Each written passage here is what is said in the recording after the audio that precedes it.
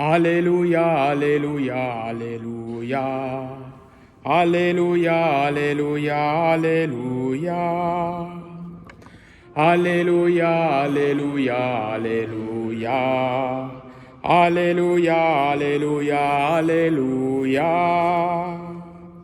Heureux ceux qui écoutent la parole de Dieu et qui la gardent.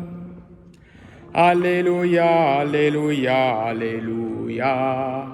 Alléluia, Alléluia, Alléluia. Le Seigneur soit avec vous. Évangile de Jésus-Christ selon saint Luc. En ce temps-là, Jésus entra dans un village. Une femme nommée Marthe le reçut. Elle avait une sœur appelée Marie qui, s'étant assise aux pieds du Seigneur, écoutait sa parole. Quant à Marthe, elle était accaparée par les multiples occupations du service.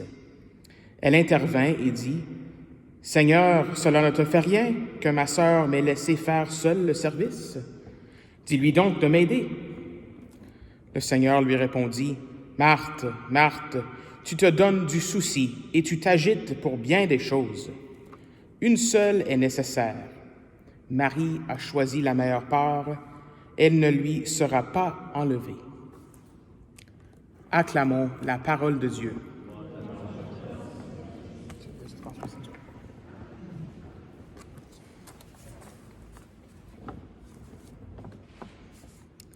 Alors, cette rencontre entre Jésus, Marthe et Marie, elle est bien connue par surtout nous qui sommes fidèles à la messe quotidienne, à la messe tous les jours. Donc, c'est une histoire très bien connue et souvent on l'associe, cette histoire-là, avec la différence entre la vie active, une vocation active. Peut-être on peut penser les jésuites, par exemple, c'est une vocation active. Ils ont même pétitionné le pape quand il créait leur ordre pour pouvoir réciter le bréviaire tout seul.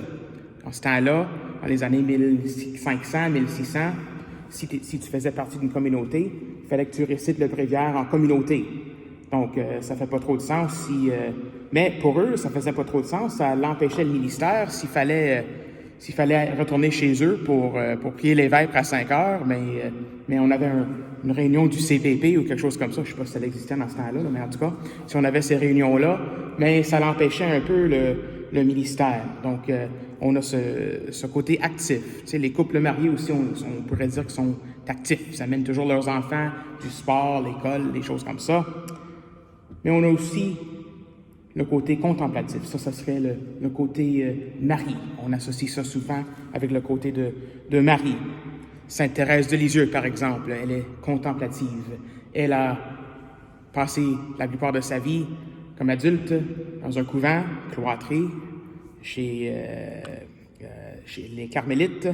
Donc, ça, c'est une vie contemplative, mais empêche que ça ne lui a pas empêché d'être la patronne des missions.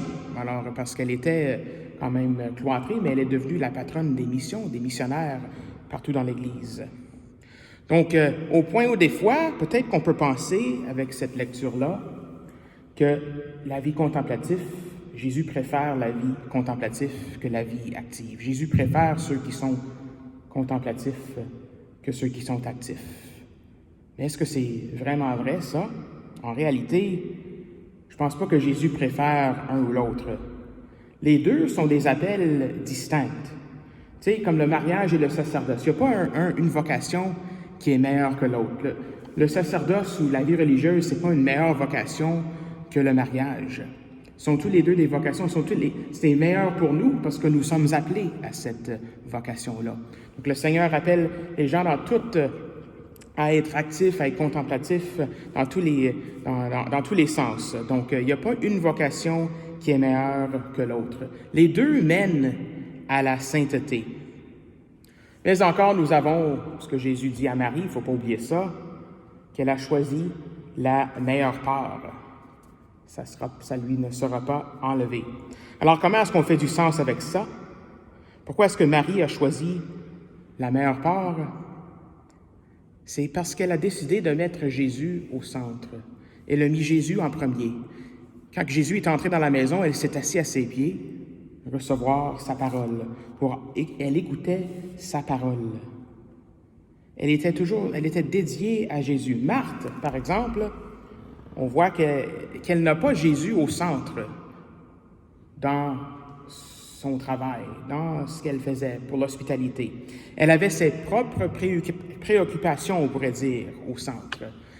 Ses préoccupations étaient au centre. Ce n'était pas Jésus qui était au centre, c'était ses propres préoccupations qui étaient au centre. Un indice qui nous dit qu'il y a des choses qui ne vont pas là avec Marthe, c'est qu'elle dit à Jésus quoi faire.